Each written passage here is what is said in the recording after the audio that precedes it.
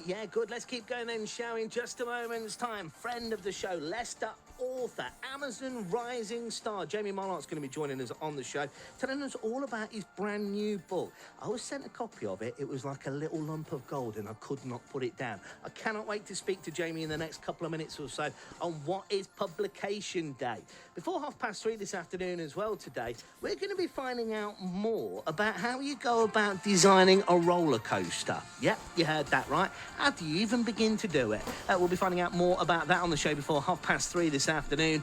And quiz time. If you fancy winning yourself some bonus Ady Daman points, then you, my friend, are in luck. Quiz time coming up for you in around about the next half an hour or so.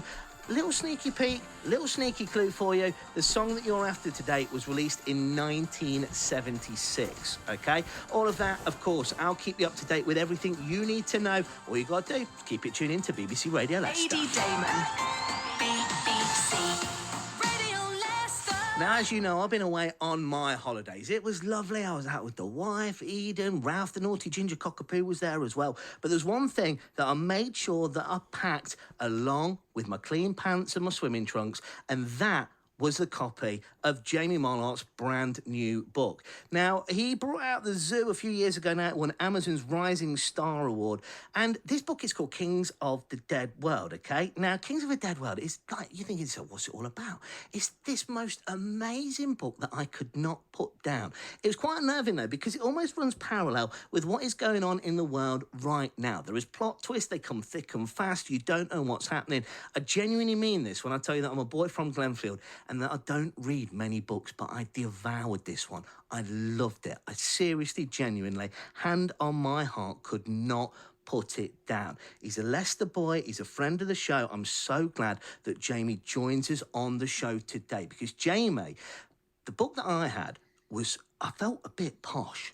Okay, I felt a bit special because it said along the top, it said advanced copy for review. There was kind of all these warnings: do not post it online, don't do this, don't I kind of I guarded it with my life. I didn't want anybody looking at it. I told the wife she couldn't even read it. It was so top secret. But today, Jamie, it is a big day. Why is it such a big day? And how are you feeling? I'm feeling great, actually, thank you. It's a big day because today's publication day, which is the culmination of, well, this one's 5 years worth of work. And today it's out in the wild. I've been to a couple of bookshops today, seen it in bookshops, done a bit of signing. And it's live, reviews are coming in. It's like birthday of the book. How does that feel? You said then, I've been following you on social media, seeing you're there, you're signing copies of the book, it's there, it's in shops, people can get their hands on it. What does that mean to you? How do you put that into context? 5 years worth of work you've just said there, and now it's out there, your baby's out there. Yeah, it's exciting and scary at the same time. Being writers are weird people, we like sit on our own, in my case, in a shed and write and make stuff up. And then you finish it and you go through this really intensive editing process and then it's done.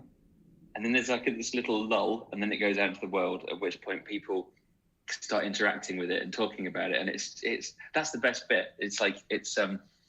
There's another Leicester author called Giles Christian, and he said that writing is a team sport. And he's right, it absolutely is. Because as soon as you start getting people to talk to you about it, it's so good. Like already in the first day it's been out, I'm humbled and surprised at how intelligent people are, and how much more intelligent than I am they are. Because they're seeing things in the book that I just didn't. I wish I could have made it. I wish I'd made it up. But they're starting to talk about it, and it's brilliant. I felt like that. I felt like I was bothering you because I wanted to text you and ask you questions about the book. And so I was reading it, kind of thinking, what's this? And what does that mean? And, why is all of this kind of thing happening? Are they going to come back together? But, Jamie, I was introduced to you a few years ago now when you brought out your first book, The Zoo. I mean, and that came out to critical acclaim as well, didn't it? I mean, that picked up some big, tips of the hat, didn't it? Yeah. Do you know what? You were my first ever interview. Really? Yeah, the first ever interview, and wasn't it your first weekend on the radio as well? I think, you know what? I think it might be. And Inside the Zoo, the book that you signed me, I think it says "Thanks for going easy on me on my first interview." Is what you've actually signed into it. But talk to me about the Zoo, because when you brought that first book out, Amazon Rising Star, again 5-star reviews. I mean, were you prepared for that? Of what a success the first book was? No, it's like I said, it's a really insular process writing. So you don't really, strangely, unless you're J.K. Rowling, you don't really think about what's going to happen when you finished it. You know what I mean? It's like it's sort of like plodding along and making stuff up, and then like it's on the Guardian books homepage. So we've got a full page ad that's all over the Guardian homepage, and it's like, yeah, it's suddenly real, which is a wonderful feeling. So tell me about it, because I don't even know where you go to begin to describe Kings of a Dead World. It's unnerving with what's going on in the world at the minute, the weekend of the G7 summit as well. I mean, Yeah. Just tell us a bit about the story and the main characters as well. It's set in the near future. I've not specified when, but it's sort of 50, 60 years from now, something like that, when climate change has really taken hold, and the governments have got together and they've tried to find a solution for it. And their solution is to put the vast majority of the people asleep for 3 months and then wake them up for 1 month. So it's like enforced hibernation. And there's one person who looks after each city called a janitor.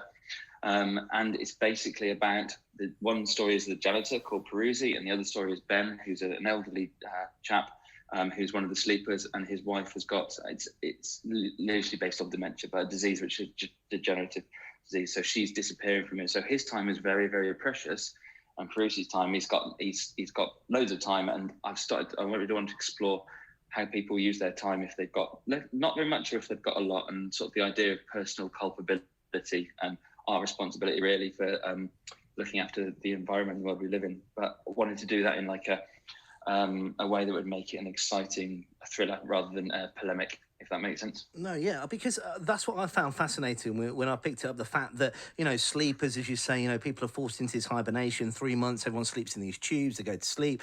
This sense of loneliness with it as well, with Peruzzi, who's looking after the city, he's got his time in the world to drink fine wine and kind of go exploring and do all these things with his mate Slattery, who kind of like, disappears into his old kind of like, I don't know, tyrant ways almost. But what I couldn't get over was with these parallels, with climate change, as you were saying, being forced into hibernation like lockdown. I mean, It feels very timely. This was all written before the pandemic, but do you think that, I don't know, the last 18 months will change how people read the book when they pick it up? Yes, probably. And it was really strange editing it, because I edited it last year through the lockdown and got it finally ready for publication during the lockdown. So I just, as I was and when you edit, you go like a real sentence by sentence basis, and it's like this is a bit freaky. Particularly, like I'll be getting up, going for a walk around the village, which is completely empty, and then coming back and editing something about empty streets. I was like, oh, blimey, this is a bit prescient and a bit spooky. But I wrote an article for the Bookseller magazine this week about how fiction has this. I think there's a responsibility for novels that are about climate change to help us remember the things that we've learned during the pandemic. Because it has there. You can't talk about it without thinking of the horrendous death toll. But it also, at the same time, like the emissions have gone down for the first time since the Second World War, and people are recycling more, and like when you first went out for a walk during lockdown and you spoke to your neighbours who you'd never spoke to. There's stuff that we need to remember, and stuff that we need to learn from, and I think fiction should play a part in that. And hopefully that sort of plays into what people think when they read it. Yeah, I mean, there was even a line in it, kind of about fighting over tins of chopped tomatoes, and I was kind of like, I was taken back 18 months when people were doing that, in the supermarkets, So I missed that bit though, didn't I? Because it wasn't chopped tomatoes, it was toilet roll. I got that bit wrong. Do you know what, mate? Let's be honest about chopped tomatoes. Everyone was after chopped tomatoes, I think. I genuinely do. I mean, saying that, that you're, going for a walk around the village, seeing these empty streets, what you're describing and talking about in Kings of a Dead World. I mean, did it make you want to go back and make any changes, or was it literally that case of where you thought, blimey, this is quite unnerving?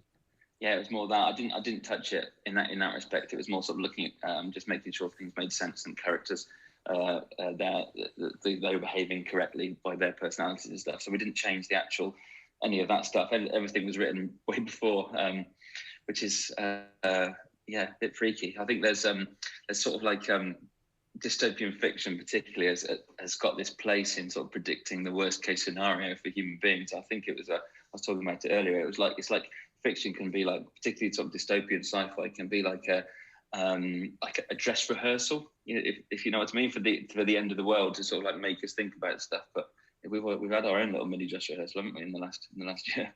Jamie, I'm so pleased to be talking to you today. It is publication day. There are so many things that people can get involved with, though, as well. So tell us about what's happening today, how people can get involved, more importantly, how people can get their hands on a copy as well.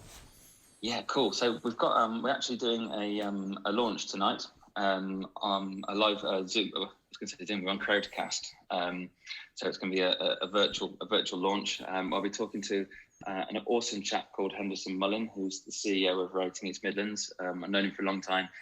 So we're basically going to talk, and hopefully it'll be interesting.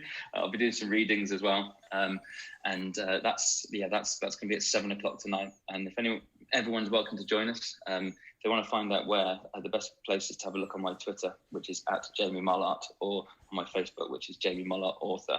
And then it's a link that you can sign up on it from there. In terms of buying it, all the usual places. As it stands, I think we're pretty much sold out on Amazon. I think there's one copy left. So, and actually, I would encourage people to now that we can go into your local shop, like take a little walk down to Waterstones in the city centre and get it from there. To support the high street. So yeah, local bookshops. Honestly, Jamie, I can't tell you, I'm not saying it because you're a friend or anything like that, but I absolutely loved it. So I hope that everybody else, will pick that up and have a read of it. Kings of a Day World is out today. You can get your hands on a copy. Leicester author Jamie Mollart joining us on the show. Thanks to Jamie for joining us this afternoon here on BBC Radio Leicester. Listen, coming up for you in the next few minutes or so, we're going to be